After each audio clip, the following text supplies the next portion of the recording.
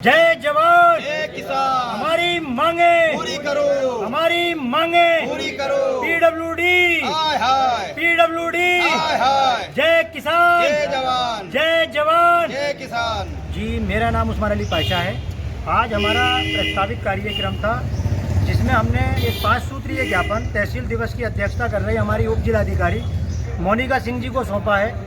ज्ञापन में सड़कों के निर्माण में बरती जा रही अनियमितताओं की जांच कराने, ग्रामीण क्षेत्रों में पानी की टंकी का कार्य पूरा कराने, आवारा कुत्तों को पकड़वाने, जिला अस्पतालों में दलालों का प्रवेश बंद कराने, सरकारी ज़मीनों पर अवैध प्लॉटिंग बंद कराने के संबंध में ज्ञापन दिया है। जो पहला बिंदु है कि जनपद में जो सड़कों का निर्माण किया जा रहा है, जो पुरानी सड़कें थी उनका पुनर्निर्माण जो किया जा रहा है उसमें बिल्कुल अनियमितताएँ बरती जा रही हैं। और ये जो ठेकेदार हैं इतने धूर्त हो चुके हैं कि जिलाधिकारी महोदय तक का इनको डर नहीं रहा, क्योंकि जो एक धमोरा से और रठोंडा होते हुए एक सड़क जा रही थी जिस पे मतलब जिलाधिकारी द्वारा निरीक्षण किया गया, तो निरीक्षण में इतनी बुरी हालत में वो सड़क पाई गई कि जिलाधिकारी महोदय को गुस्सा आया और उन्होंने तुरंत मतलब जेसीबी बुलाकर और उस सड़क को जो था उसको छिलवा दिया।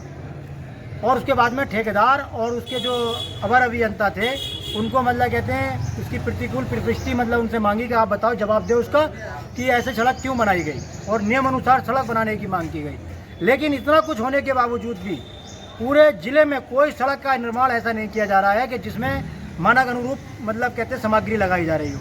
ऐसा ही एक सड़क सजाद नगर से बाया जुटिया दबका होते हुए चमरवा कैमरी मार्ग तक जो जाती है, उस सड़क के निर्माण में ठेकेदार द्वारा बिल्कुल अनियमितताएं बरती जा रही हैं। वो क्या रहा है कि वहाँ पर जो मशीन के द्वारा हार्ड मिक्स मशीन के द्वारा वो सड़क का निर्माण होना था, लेकिन ठेकेदार द्वारा उसको वैसे हाथ से काम कराया जा रहा है। जो सड़क पर आप चलेंगे, अगर आपको रोड दिखाई ना दे और आप चलते हो उसमें, तो आप एहसास नहीं कर सकते कि आप सड़क पर चल रहे हैं या किसी कच्चे मार्ग पर चल रहे हैं। ऐसा ही लालू नगला में मजरा लालू नगला से जो एक सीसी रोड डाला गया, उसमें ठेकेदार द्वारा इतनी घटिया दर्जे की सामग्री लगाई गई है कि उसको आप हाथ से तोड़ सकते हैं।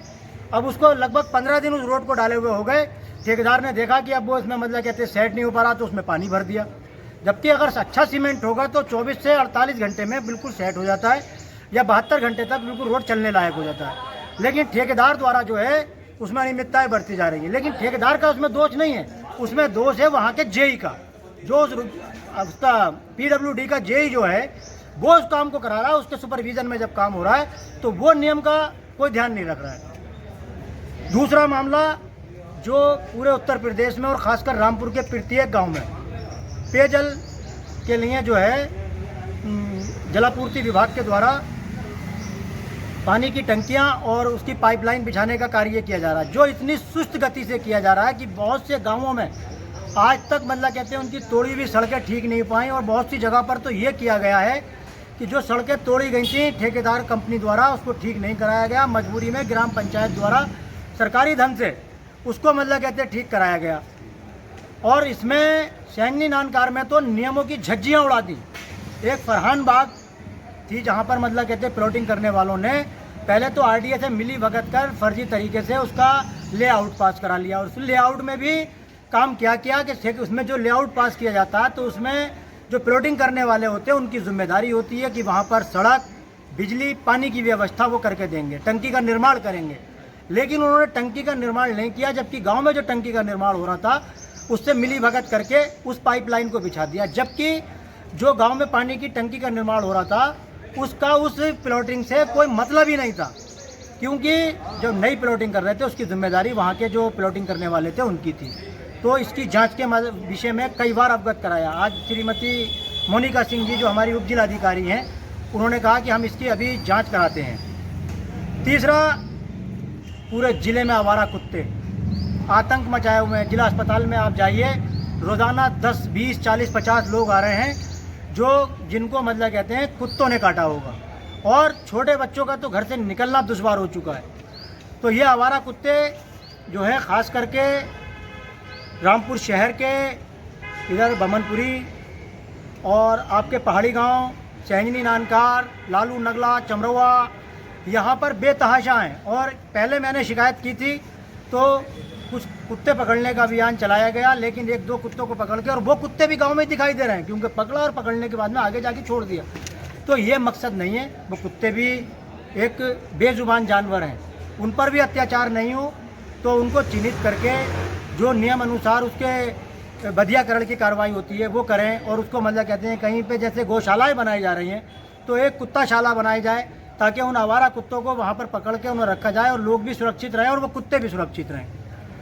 चौथा बिंदु जो है जिला अस्पताल में अनियमितताओं की पूरी बाढ़ है। कोई भी काम आप बिना दलाल के नहीं करा सकते। कुछ लोग ऐसे हैं जो प्रतिदिन अस्पताल जाते हैं और अस्पताल में उनकी डॉक्टरों से और वहाँ के अन्य स्टाफ से मिली भगत है। करते क्या हैं, डॉक्टर या मतलब डॉक्टरों से खासकर मिली भगत करके पहले बाहर की दवाइयाँ लिखवाते हैं। बाहर की दवाइयाँ जब लिखवाते हैं और वो जाके मरीज जब देख के आता है कि साहब दवाई आपकी 3000 की 2000 रुपये की बैठ रही है, तो वो कहते अच्छा चलो थोड़े बहुत पैसे आप मुझे दो, मैं आपको अंदर से दवाई दिलवा देता हूँ। या आपकी जांच जो मतलब डॉक्टर साहब ने बाहर की लिखी है 10,000 की, वो आप 1000 रुपये मुझे दे दो, मैं आपके अंदर से करा दूँगा। तो और आम आदमी अगर वहाँ पर अस्पताल में जाए या CT स्कैन कराना का मामला है तो CT स्कैन के साहब आपका 4 दिन में CT स्कैन होगा, तो वो मजबूरी में फिर कहता है कि साहब आज ही करा दो, 400-500 रुपये ले लो, आज करा दो। तो ये दलालों के माध्यम से ये सारे कार्य हो रहे हैं। और महिला अस्पताल में तो ये हाल है कि दलाल वहाँ पर घूमते रहते हैं और ख़ास करके उनका कोई काम नहीं है वहाँ के डॉक्टरों की मिली भगत कर सिर्फ इतना कराना है कि आप इनको जो है मेरठ या मुरादाबाद लिख दो कि यहाँ पर हमारे पास फैसिलिटी नहीं है, आप मुरादाबाद ले जाओ या मेरठ ले जाओ। जब उसको बाहर लिखा जाता है फिर वो दलाल जो है उसको पकड़ लेते हैं, कहते हैं भाई आप मुरादाबाद जाओगे या मेरठ जाओगे, आपका इतना खर्चा हो जाएगा, इससे बेहतर ये है कि आप फला अस्पताल में ले जाओ जो रामपुर में ही है और आपका हम कम में काम करा देंगे। तो और आयुष्मान कार्ड के नाम पर तो पूरा एक धंधेबाजी हो रही है। काम क्या हो रहा है कि आयुष्मान कार्ड के लिए पहले अस्पताल में जो जिन अस्पतालों में आयुष्मान कार्ड के लिए अलाउ है तो वहाँ पर मरीज पहुँचता है तो कहते हैं कि आप जो है फला जांच करा कर ले आओ, ताकि जांच कराता है उस पर उसका अस्पताल वाले का कमीशन होता है। और कई मरीजों का कि भाई थोड़े 20-25 हज़ार रुपये उससे मतलब इसी जांचों पाँचों के लेके और उसके बाद में कह दिया कि साहब आपका आयुष्मान कार्ड नहीं लग रहा, बल्कि आपको जो है इतने पैसे देना पड़ेंगे। और कई मामले ऐसे भी संज्ञान में आए कि जो आयुष्मान से धनराशि मतलब अस्पताल के खाते में गई है और उस मरीज से पैसा ले लिया है। तो ये जो है कि मतलब कहते माननीय प्रधानमंत्री जी द्वारा गरीबों के लिए एक बहुत बड़ा तोहफा था कि जो आयुष्मान कार्ड उनके बनाए गए थे और आयुष्मान कार्ड से उनका इलाज हो रहा था, तो उसमें भी खिलवाड़ हो रहा है। तो इसके विषय में भी जांच के आदेश हमें मतलब कहते हैं संबंधित विभाग को श्रीमती मोनिका सिंह जी द्वारा जो हमारी उप जिलाधिकारी हैं उन्होंने दे दिया है।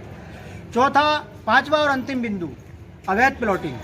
क्योंकि रामपुर विकास प्राधिकरण की 2005 में स्थापना इस उद्देश्य से की गई थी कि यहाँ पर जो शहर है और इसमें जो मतलब कहते हैं लोग हैं उनको मतलब कहते हैं अच्छे और सर्व सुविधा युक्त आवास मिले। लेकिन जब से रामपुर विकास प्राधिकरण और ख़ास करके JP सिंह जी जो अब अवर अभियंता यहाँ पर रामपुर विकास प्राधिकरण में तैनात हुए हैं, तब से तो अवैध प्लॉटिंग की बाढ़ आ गई है। ग्राम डूंगरपुर जहाँ पर लगभग कई हेक्टेयर ज़मीन पर अवैध प्लॉटिंग कर दी गई और ज़मीन भी है सिरेली 7 की। जिस दिन भी सरकार को या जिला प्रशासन को उसकी ज़रूरत हुई उस ज़मीन की तो पता चलेगा गरीबों के जिन्होंने मतलब कहते हैं ज़िंदगी में जैसे तैसे करके एक मकान बनाए तो उस पर कार्रवाई होगी। और ये जो प्लॉटिंग के धंधेबाज हैं इनकी दिन प्रतिदिन मतलब कहते तरक्की करते चले जा रहे हैं। ऐसे ही मामले ताशका, पहाड़ी, बमनपुरी और आपका मतलब ठोठर और अजीतपुर, शादी की मड़ैया, जहाँ पर जितनी नॉन जेडे प्लॉट मतलब ज़मीनें हैं उन पर सब पर मतलब कहते हैं ये भूमाफिया प्लॉटिंग कर रहे हैं। लेकिन जिला प्रशासन चाहे नीचे के हों या ऊपर के हों सबकी लगभग मिली भगत है। क्योंकि मिली भगत इसलिए कह रहा हूँ मैं क्योंकि ऐसी कोई जगह नहीं है कि जहाँ पर इनके संज्ञान में नहीं। और मज़े की बात क्या है कि ये सिरेली 7 की ज़मीन या सिरेली 5 की जो नॉन जेडे ज़मीन है सरकार द्वारा इसकी रजिस्ट्री पर बैन लगा रखा, पाबंदी लगा रखी है। लेकिन रजिस्ट्रार की मिली भगत से लगातार मतलब कहते हैं इनकी रजिस्ट्रियाँ हो रही हैं क्योंकि उसमें घाटा नंबर खोला नहीं जा रहा है और प्रति गज 500 से 1000 रुपये रजिस्ट्रार साहब के अलग से जाते हैं और उसकी रजिस्ट्री हो जाती है। और रजिस्ट्री कराने वाले को ज़रा सा उसका लाभ नहीं है रजिस्ट्री का, सिर्फ इतना लाभ है कि उसके जो है जब मकान बनाएगा तो उसका बिजली का कनेक्शन हो जाएगा। लेकिन उसका क्योंकि अगर कल को प्रशासन उस पर कोई कार्रवाई करना शुरू करता है वो अपनी रजिस्ट्री लेके खड़े होंगे तो कहेंगे भाई रजिस्ट्री में घाटा नंबर दर्ज नहीं है, आपने मतलब कहते किससे लिया उससे बात करो। तो हमेशा गरीब परेशान होता है। तो इस संबंध में हमने जो ज्ञापन दिया है ये 5 बिंदु का, तो हमारी जो उप जिलाधिकारी मोनिका सिंह जी जो तहसील दिवस की अध्यक्षता कर रही हैं उन्होंने संबंधित विभागों को हमारे सामने ही मतलब कहते हैं निर्देशित कर दिया है और 1 सप्ताह के अंदर अंदर उसकी जांच रिपोर्ट देने को कहा है। यदि जांच रिपोर्ट समय से देकर और कार्रवाई नहीं होती तो हम अब चुप नहीं बैठेंगे और बेमियादी धरने प्रदर्शन करेंगे। बहुत बहुत शुक्रिया। जय जवान जय किसान।